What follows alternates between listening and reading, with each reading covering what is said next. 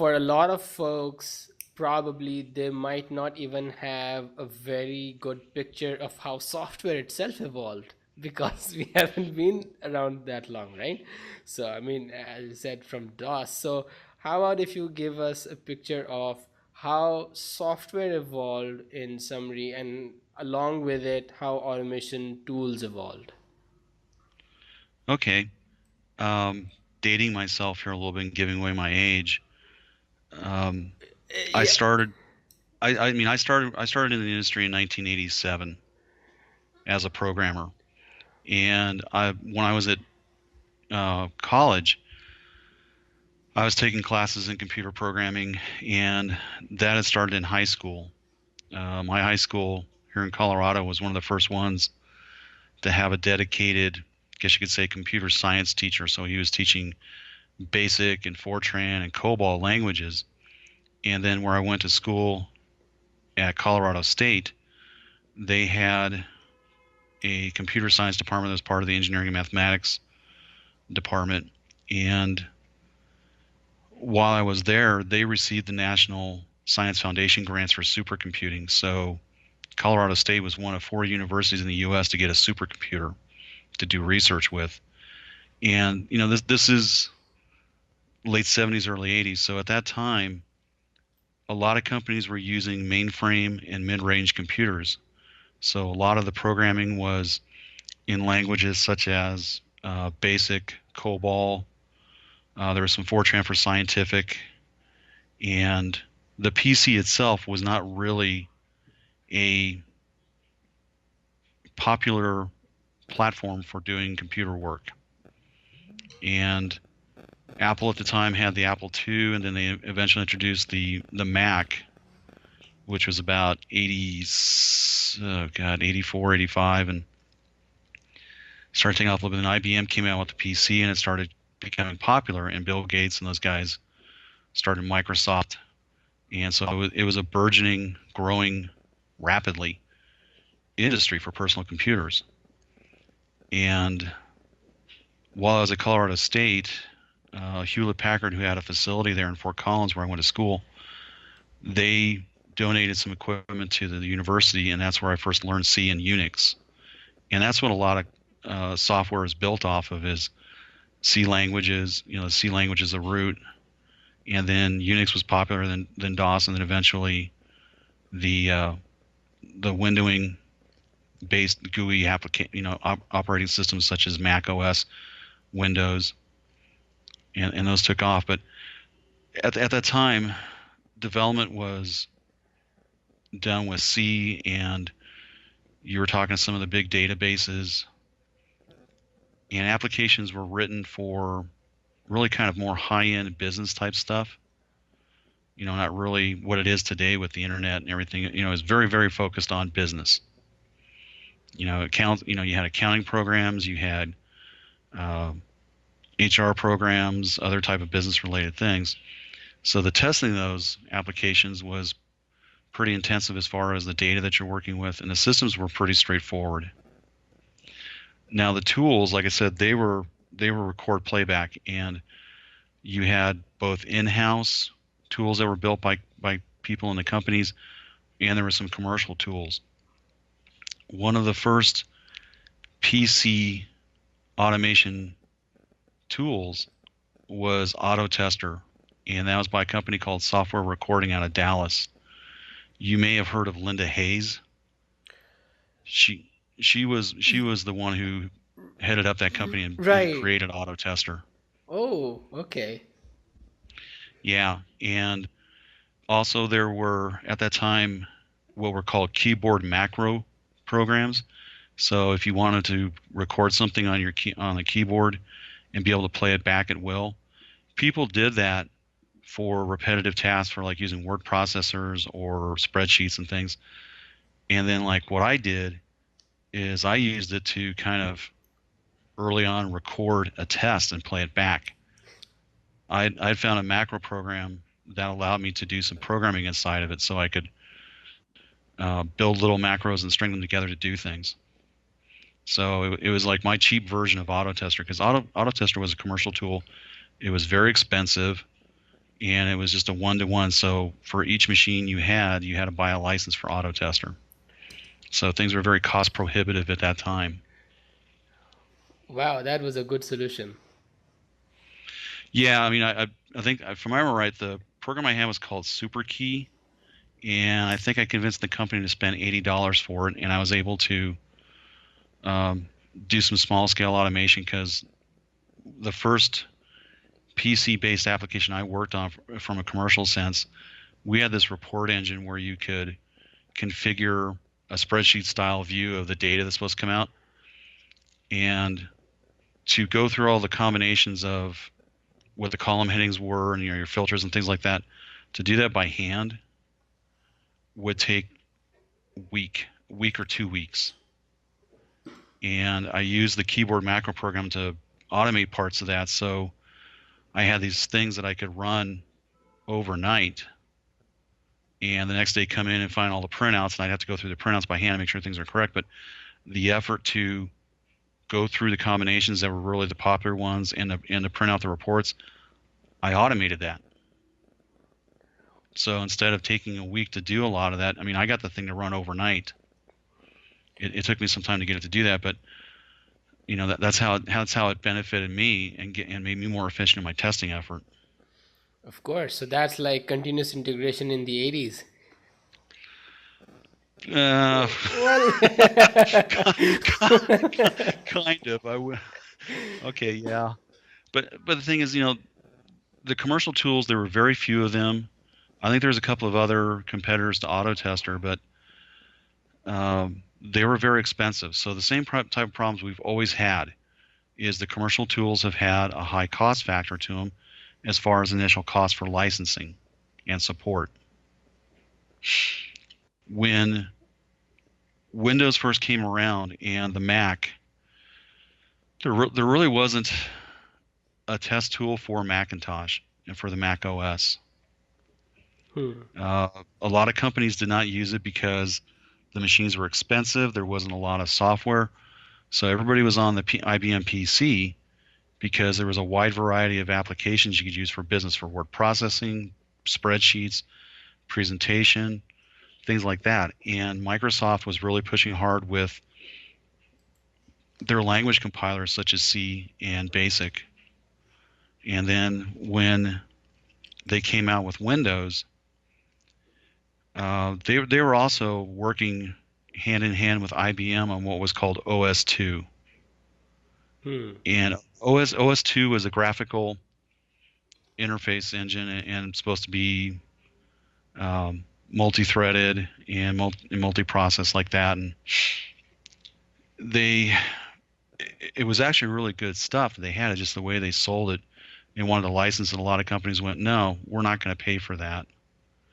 And they had differences, but Microsoft at first was working with IBM on OS2, and then they had disagreements and split. And that's where Windows 3 and eventually Windows NT in 95 came from. And Microsoft really pushed hard to market it and everything like that.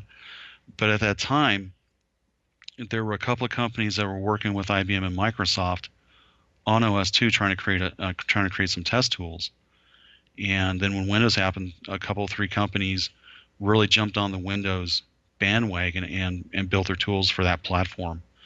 So when I got involved with the GUI stuff in OS2, I worked with one of the first generation test tools called Automated Test Facility, or ATF. And it was by a company called SoftBridge out of Boston, Massachusetts area. And it was a good tool. It was actually a what you would call a multi-machine test platform. From one central machine, I could take over other machines and send scripts to them to run. So I was actually able to do distributed parallel test execution back in 92, 93. But the tool itself was very basic. It had record playback. It used a C language compiler for all of its code and everything like that. And then it had functions that you could call to do various things. So say like I wanted to set the cursor focus to a particular object, or I wanted to get text from a particular text field or label, things like that. So like what we have today with Selenium, it was kind of like a self-contained API. So you could do whatever you wanted. You weren't fully constrained as far as how the tool wanted to do it. We did not have the concept of what you would call a uh, object map or object repository. I mean, it was all recorded in line. But that tool spurred some other companies because people from there left and went to other companies. There was quite a few people who went from SoftBridge to a company called Segway. And Segway's tool was called QA Partner. It eventually became Segway Silk, and that company was eventually bought by another one, and then Borland bought them, and then now Micro Focus has them. So Segway Silk has been around in one shape or form or another for the last 25 years. Wow. And then, if you ever heard of Rational Robot, Yeah. Robot started off with a company called Software Quality Automation. They were all out of Boston area, and it was called SQA Robot. I saw that back in like 93, 94, and it was for Windows. And at that same time, you had the guys in the San Jose area, Silicon Valley, with Mercury Interactive creating Windrunner. So these were all the big commercial tools that were coming out, and uh, the guys at Software Recording down in Dallas, Linda Hayes, they were working on a Windows version of Autotester, and this is all during the mid '90s. So there was all these commercial tools being built, and companies trying to use them and things like that. And the tools were evolving because Windrunner implemented, from my knowledge, implemented what they called the GUI map, where you have a central repository of all the objects on a page and the definitions of how to get to them, because otherwise it was all recorded into the script. And that's what SQA Robot did. That's what ATF did. Segway, they built what they called a Windows definition file, which would do the same thing. So these companies were all evolving things to make it easier for you to get reusability and modularity into your test code. So they were all competing head to head, but because of the price point, it was expensive for medium to small size companies to buy these tools. You know, a lot of larger companies did buy them. And there was a wave in the mid late 90s for automation. Everybody wanted to get into it. Eventually what happened is Windrunner really became the winner of the whole thing, and everybody became a Windrunner developer. And that was from about 96 till about 2001, 2002. So that's how these tools evolved, and they evolved with the applications being built. They evolved with the technologies, because Microsoft started building up Visual C and Visual Basic. Borland had their C compilers, and then Java came on late in the late 90s, early 2000s, and then the whole web thing, because everything at that time was desktop based. Yeah. So Windows, everything was Windows desktop, so what we called a Win32 desktop. Yeah. And then with web, it changed to the browser and HTML and all that, so the tools had to adapt, so they evolved. So when we looked at an application on the desktop, you would have text fields, push buttons, check boxes. Well, eventually the same things were being emulated or repeated in the browser, but the way that it was being constructed, defined, and accessed changed, so the tools evolved to that. So it was always a learning experience of what you're working with. And that's kind of the history of how these tools have evolved from the commercial standpoint and working within the industry. That's the evolution of the technology and the industry.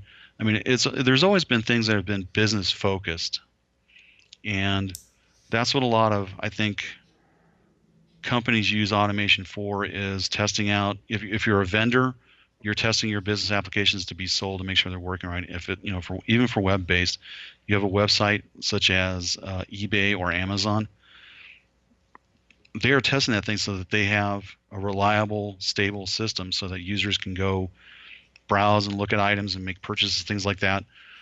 Insurance companies, now that they have a lot of things online, banks, they make it so that their customers can get in there and do their business and make sure that uh, the application is going to respond positively. It's not going to crash on them, and that's where they want to leverage automation. Is a lot of that repetitive. Um, God, I just forgot the term. Um, regression style testing. They do that, and that's what really automation is trying to take a human task, give it to the machine to do it in a repetitive fashion, so that the human can be freed up to do more high value work. And that's how these tools have evolved over time. So they've had to adapt to the business needs, the technology, and the types of interfaces they're working with, because everything up until about probably the last few years has been really focused on the user level, the GUI level. And now over the last few years, people have really focused more on unit testing, so they're tools that go and do that type of work. And then there's middle layer, where you have tools that can handle working with APIs and services and stuff like that. So we've now evolved to the point where we're getting the full stack covered. And that's where Mike Cohn, with his automation pyramid, has kind of brought a focus to. So we've gone from being very focused on one particular thing to really trying to cover the whole stack. Awesome. That is really an interesting, observation. That so from the summary we got, so it's essentially from DOS based to GUI based to backend API or unit test based to full Yeah, stack. yeah, to full stack. And now what a lot of companies want to do is they want to increase the velocity of being able to execute those tests. And that's where you mentioned earlier continuous integration, continuous deployment, but there's now continuous testing. Yeah. And it used to be in the past you had a human interaction at some point along that process of coding to compiling to deployment to testing to final rollout. There was always human interaction, and now there are tools that allow you to do each of those pieces and pull and string them together, so it's one big long automated process. I mean, you still have some human interaction, but the mundane tasks are being automated, and they're also being able to be pulled together so that instead of it being done in chunks, it's one big long string that just runs. And that's where DevOps, CI/CD, and continuous testing. That's really what's happening right now. Thank you for watching. If you have any questions, add them in the comments below. If you find this video useful, please don't forget to like and subscribe to the channel to join us in redefining software quality. See you next time.